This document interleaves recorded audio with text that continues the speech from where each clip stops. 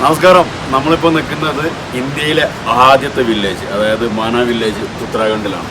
ഒരു കാലത്ത് ഇതിനെ ഇന്ത്യയിലെ ലാസ്റ്റ് വില്ലേജ് എന്നൊക്കെ പറഞ്ഞിരുന്നെങ്കിലും ഇപ്പോൾ ഇതിൻ്റെ പേര് മാറ്റി ഇന്ത്യാസ് ഫസ്റ്റ് വില്ലേജ് എന്നാക്കിയിട്ടുണ്ട്. അപ്പോൾ ഈ വില്ലേജിൻ്റെ പ്രത്യേകത എന്ന് വെച്ച് കഴിഞ്ഞാൽ ഇതിൻ്റെ അവിടുത്തെ കഴിഞ്ഞാൽ പിന്നെ ചൈന ബോർഡറാണ്, ചൈന സ്റ്റാർട്ട് ചെയ്യാണ്.